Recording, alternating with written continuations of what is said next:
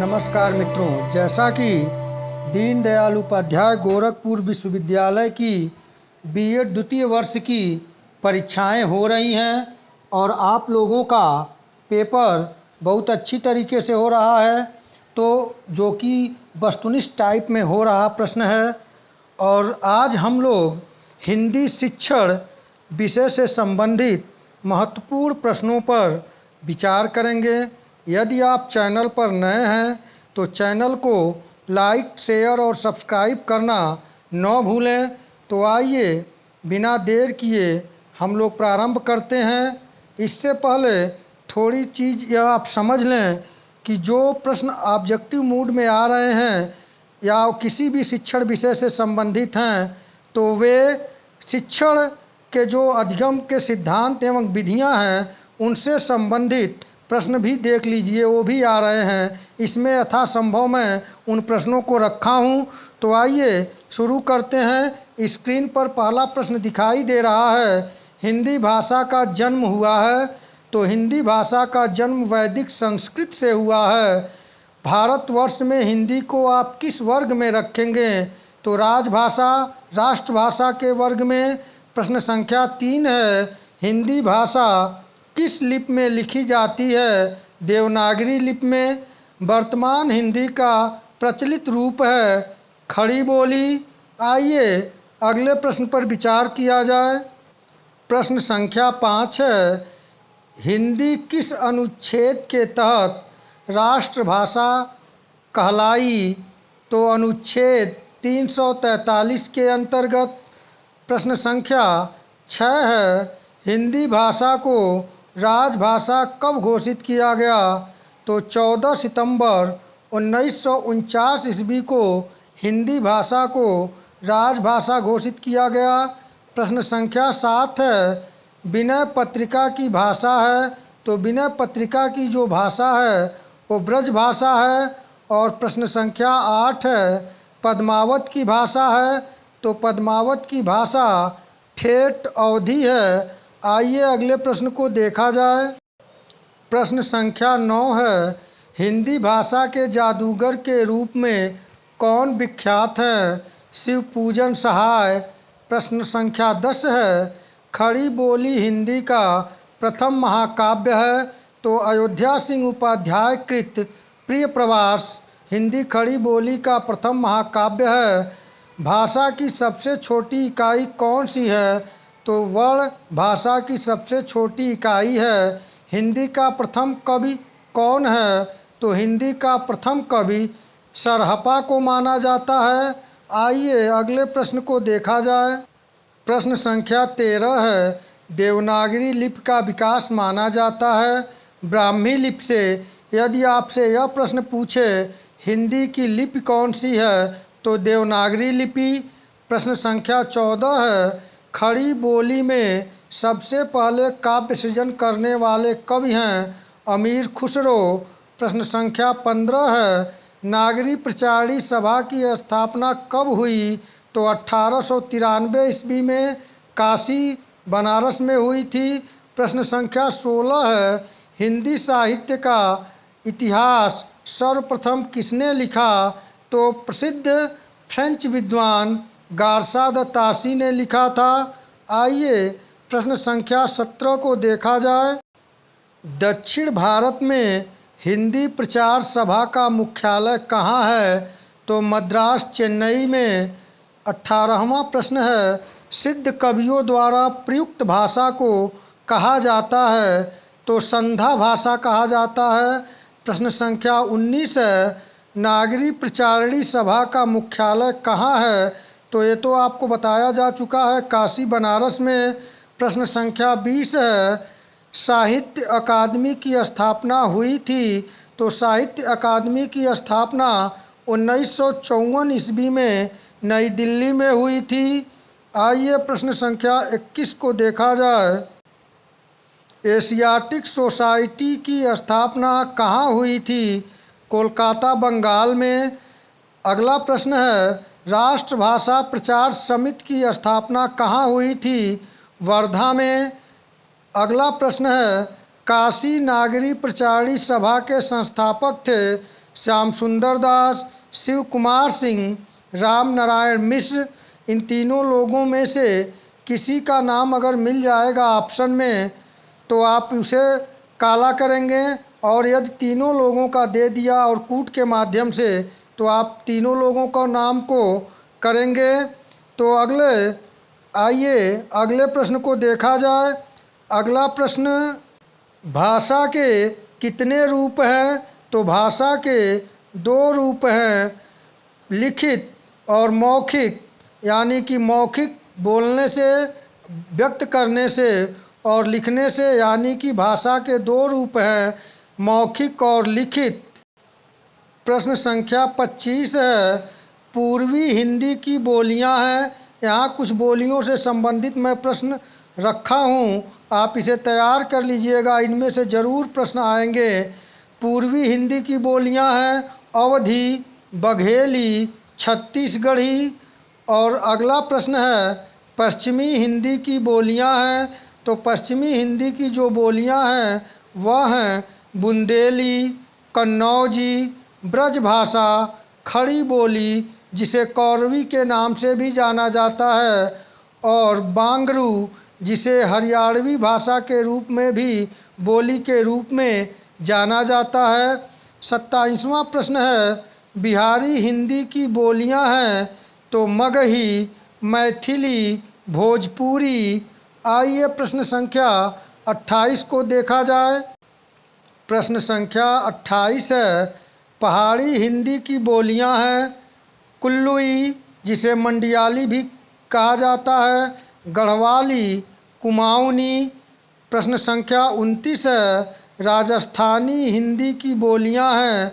तो जयपुरी, निमाड़ी, मालवी, मारवाड़ी, भीली इत्यादि राजस्थानी हिंदी की बोलियां हैं। प्रश्न संख्या 30 है, ह्रस्व स्वर है। तो अ, ई, उ, री जो है वह ह्रस्व स्वर है। प्रश्न संख्या 31 है, दीर्घ स्वर है। तो दीर्घ स्वर जो है आ, इ, उ, ए, ओ, औ।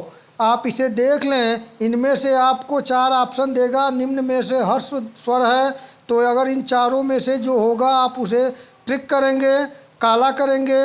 उसी तरह से दीर्घ स्वर में पूछेगा निम्न में से कौन दीर्घ स्वर है, तो आप जो बड़े हैं उसे देख लें, आ, बड़ी ई, उ, ए, ओ, औ, ये सब जो हैं आपके दीर्घ स्वर हैं। आइए अगले प्रश्न को देखा जाए। प्रश्न संख्या 32 है, मूल स्वर हैं।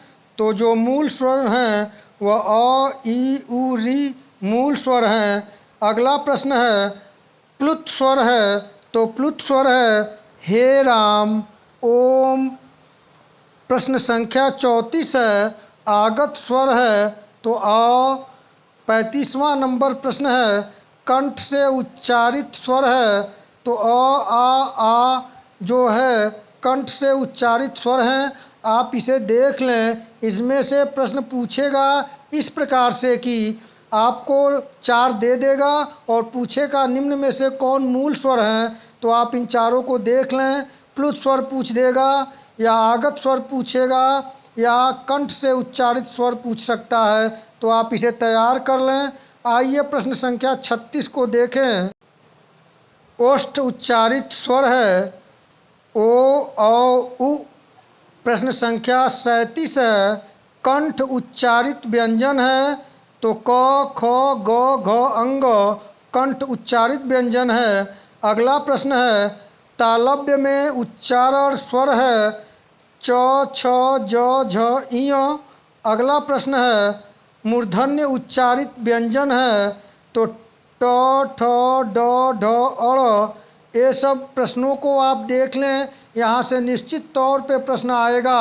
और विशेष बात आप लोगों को यह बतानी है कि आप लोग परीक्षा में शिक्षण से संबंधित जो पैडालॉजी बोलते हैं उससे संबंधित शिक्षण अभिरुचि, यानी कि जो शिक्षण अभिवृत्ति से संबंधित प्रश्न पूछे जा रहे हैं उन प्रश्नों की संख्या अधिक है। तो आप उन प्रश्नों के उत्तर देते समय सावधानी पूर्वक उन प्रश्नों के उत्तरों पर विचार करके ही उत्तर दें, नहीं तो अगर जल्दबाजी करेंगे तो आपका जो उत्तर होगा वह गलत हो जाएगा। इसलिए आप लोग प्रश्न के उत्तर को बहुत ही सावधानी पूर्वक पढ़ें, हो सके तो 1 से 2 बार पढ़ें, लेकिन जैसे क्लियर हो वैसे काला कर दें, क्योंकि मात्र 1.5 घंटे का समय है और आपको 80 प्रश्न पढ़कर 60 प्रश्नों को करना है। तो आप इसलिए प्रश्नों को सही से देखें, उसके आंसर को सही से पढ़ें। आइए प्रश्न संख्या 40 को देखा जाए।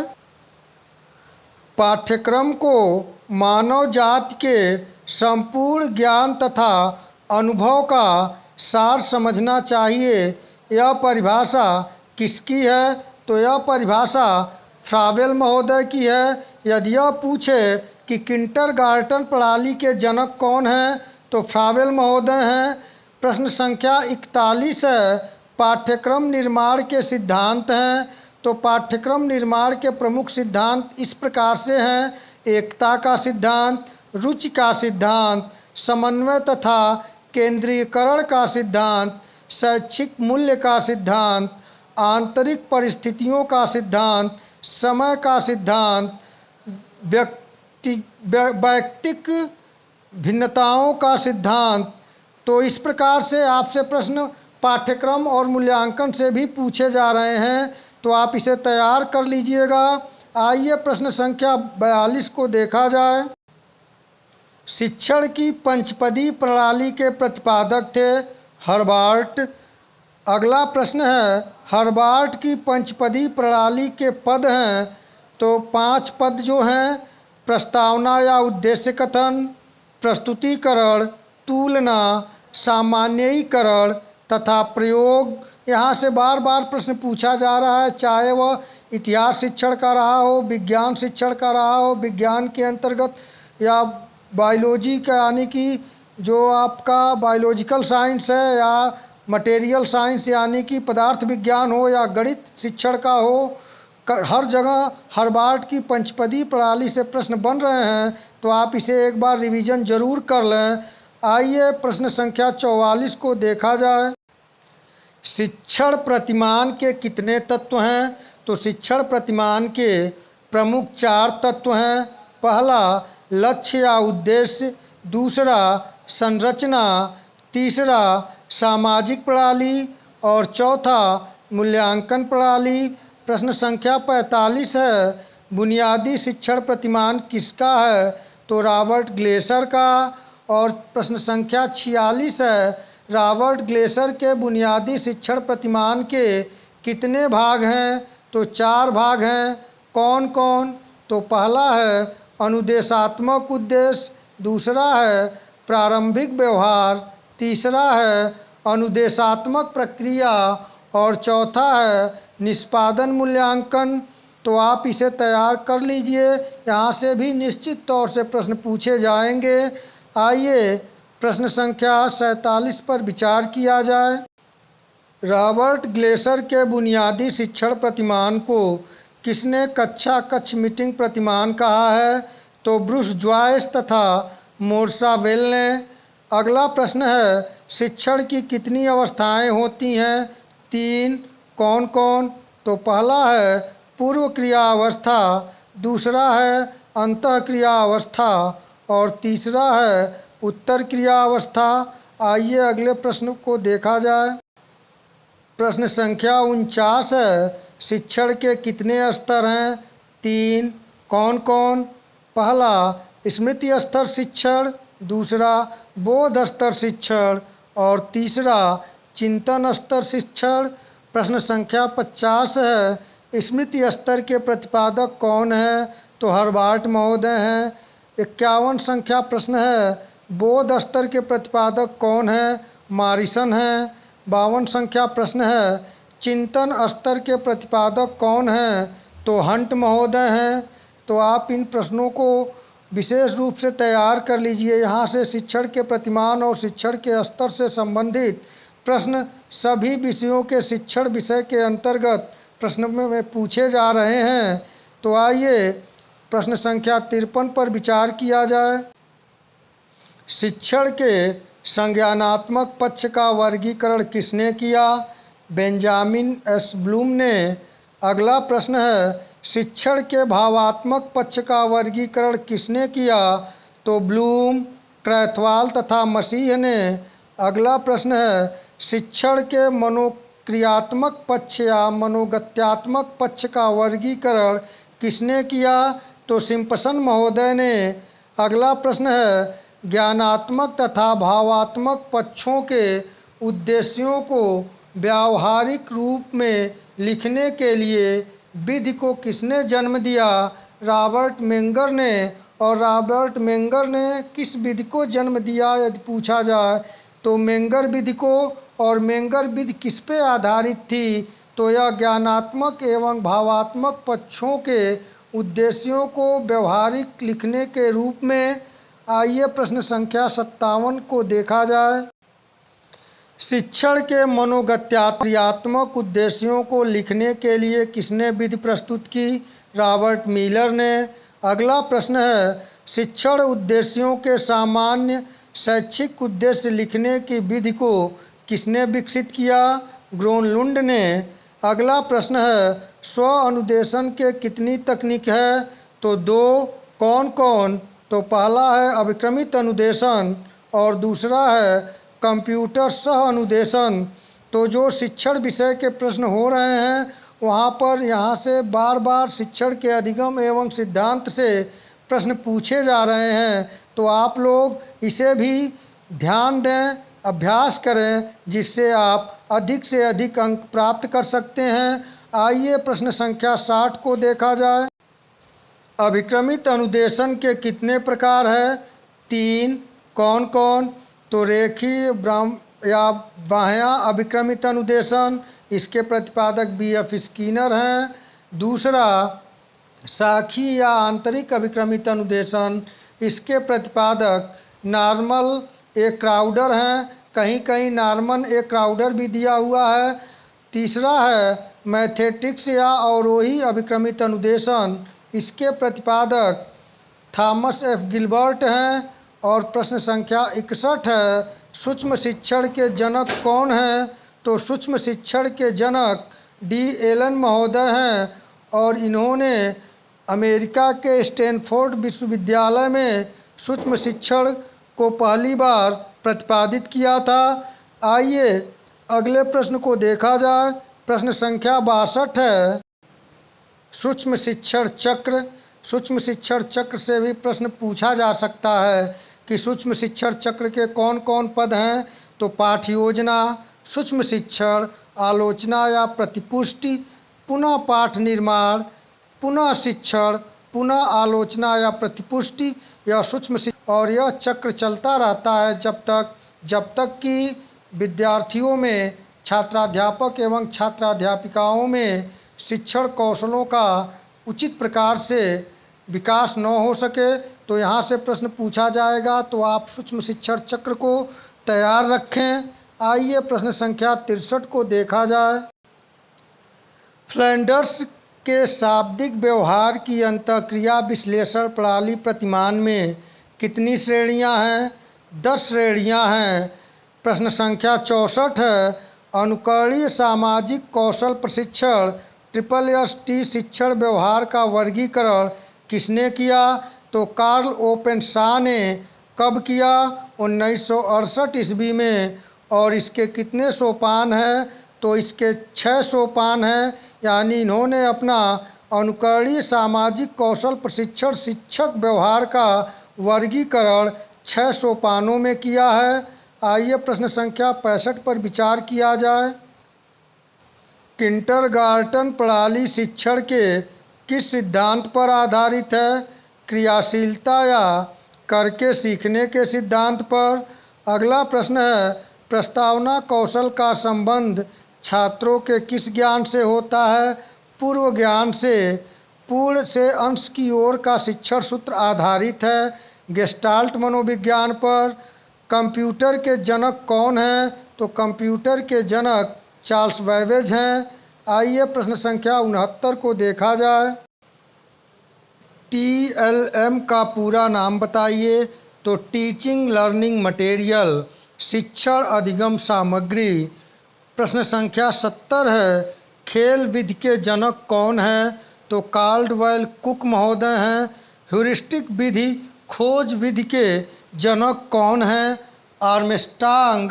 और यहीं से संबंधित यदि प्रश्न आपसे यह पूछा जाए कि प्रश्नोत्तर विधि के जनक कौन हैं, तो प्रश्नोत्तर विधि के जो जनक हैं वो सुकरात हैं और आगमन निगमन अरस्तु हैं। इसी तरह से जो शिक्षण की प्रमुख विधियां हैं, योजना विधि किलपैट्रिक हैं। इसी तरह से आपसे किंडरगार्टन फ्रावेल हैं। यहाँ से बार बार प्रश्न पूछे जा रहे हैं, तो आप इन प्रश्नों को जो शिक्षण विधियां हैं उसको आप तैयार कर लें, क्योंकि यहाँ से बार बार प्रश्न पूछा जा रहा है। तो आपसे यहाँ देख लें कि खेल विधि के जनक कौन हैं, तो काल्डवेल कुक महोदय हैं। और यदि आपसे पूछे कि ह्यूरिस्टिक विधि के जनक कौन हैं, तो आर्मस्ट्रांग हैं। इसी प्रकार से आपसे शिक्षण से संबंधित जितनी विधियां हैं आप उन्हें देख लीजिएगा। जैसे प्रोजेक्ट विधि हैं, वह कौन हैं, तो किलपैट्रिक महोदय हैं। डाल्टन विधि कौन है, तो डाल्टन विधि के कुमारी हेलेन पार्कहर्स्ट हैं। हर्बर्ट विधि के हर्बर्ट महोदय हैं। मॉन्टेसरी विधि के मारिया मॉन्टेसरी। और गैरी विधि के एडवर्ड। विनेटिका के डॉक्टर कार्लटन वार्सबर्न। वो टीविया विधि है उसके जॉन केनेडी हैं। डेक्राली विधि के डेक्राली महोदय हैं। और ओविड विधि के प्रोफेसर ओविड हैं। और संवाद विधि के प्लेटो हैं। तो इतने विधियां हैं, आप इन्हें तैयार कर लें। यहाँ से निश्चित तौर से प्रश्न पूछे जाएंगे।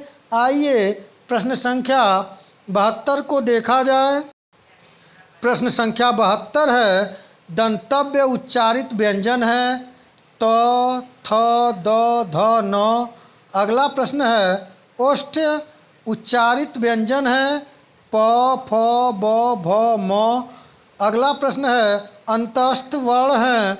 तो अंतस्थ वर्ण जो हैं वह य, र, ल, व हैं।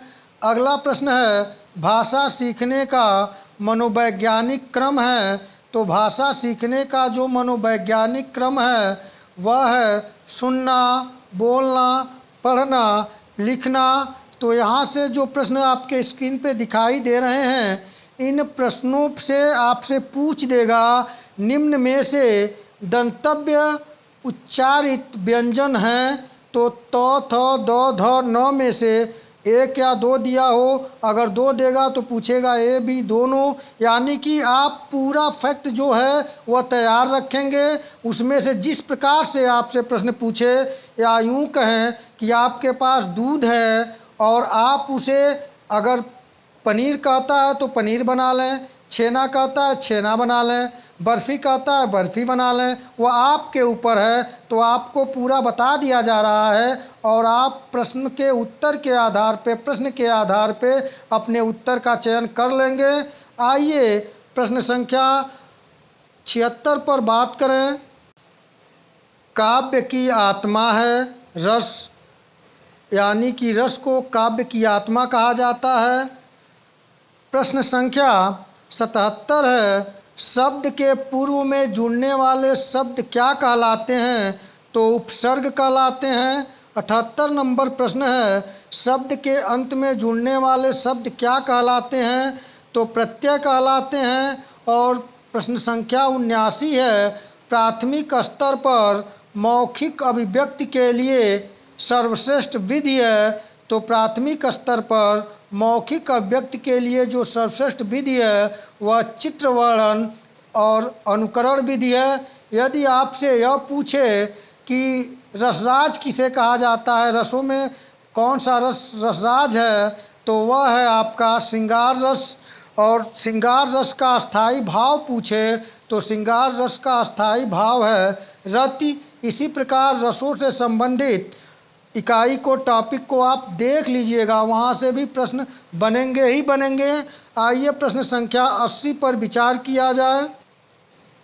शब्द भंडार में वृद्धि के लिए कौन शिक्षण उत्तम है? तो गद्य शिक्षण। प्रश्न संख्या 81 है, शिक्षण प्रक्रिया का आखिरी चरण है मूल्यांकन। प्रश्न संख्या 82 है, भाषा व्याकरण शिक्षण के लिए कौन विधियां सर्वोत्तम हैं? आगमन एवं निगमन विधियां। प्रश्न संख्या 83 है, संधि के कितने भेद हैं? तो संधि के 3 भेद हैं, स्वर संधि, व्यंजन संधि और विसर्ग संधि। आइए प्रश्न संख्या 84 को देखा जाए। स्वर संधि के कितने भेद होते हैं? 84 नंबर प्रश्न पूछा जा रहा है आपसे कि स्वर संधि के कितने भेद होते हैं? तो 5 भेद होते हैं। कौन कौन?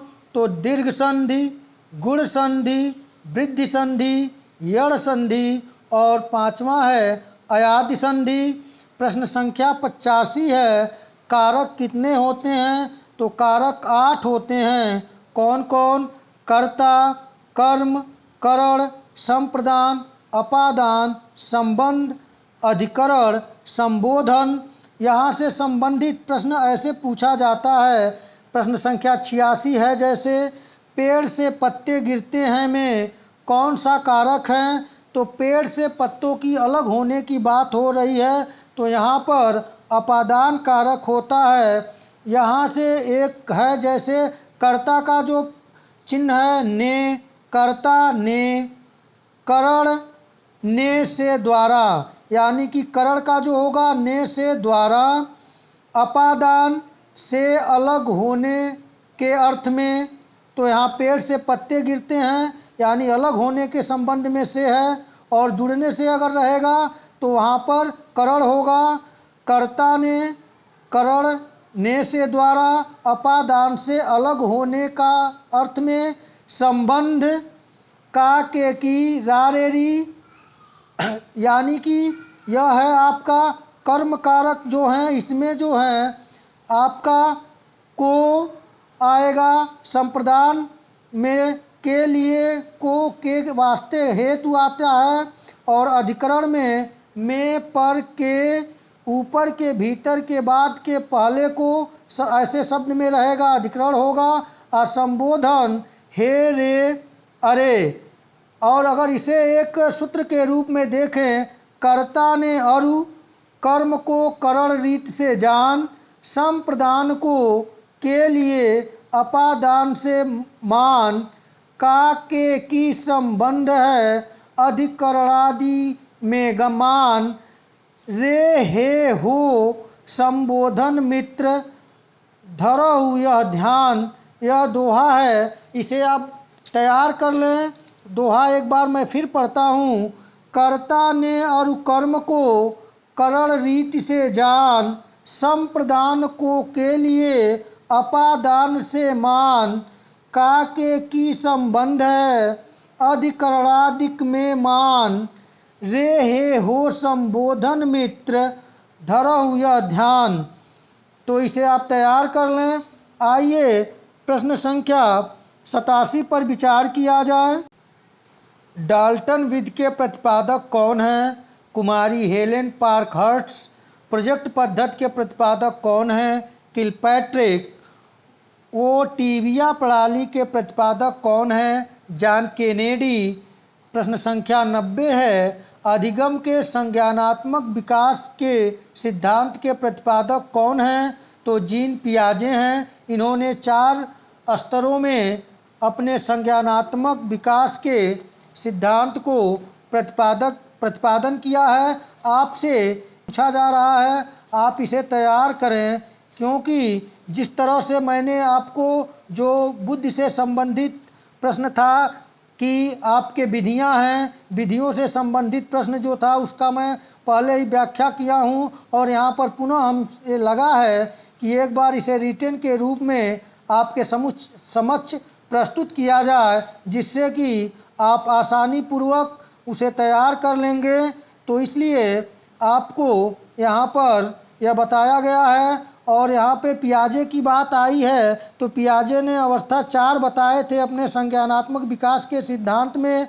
तो पहली अवस्था इनकी है संवेदी प्रेरक जो 0 से 2 वर्ष तक है। दूसरी अवस्था बताया था पूर्व संक्रियात्मक 2 से 7 वर्ष तक। तीसरी अवस्था उनकी थी मूर्त सक्रियात्मक जो 7 से 11 वर्ष तक थी। और चौथी अवस्था जो उसका नाम था औपचारिक संक्रियात्मक जिसकी उम्र थी 11 से 15 वर्ष तक के किशोरों पे था। तो यानी कि पियाजे का संज्ञानात्मक विकास 4 स्तरों पर है।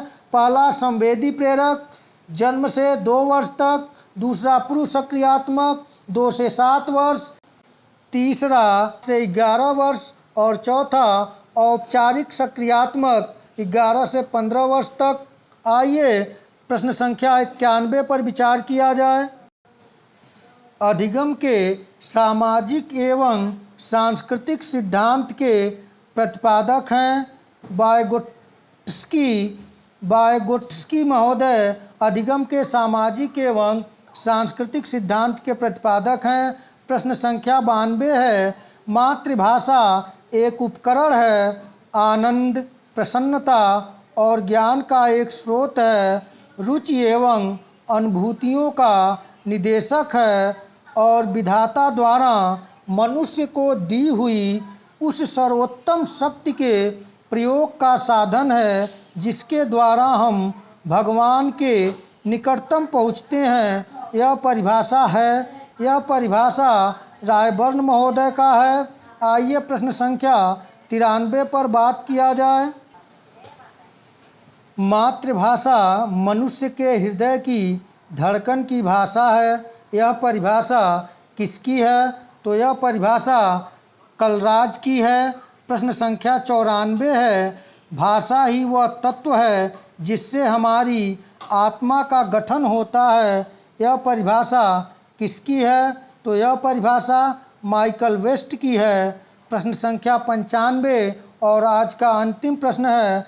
भाषा के प्रयोग का उचित रहस्य समझने के लिए व्याकरण का ज्ञान अत्यंत आवश्यक है। यह किसने कहा?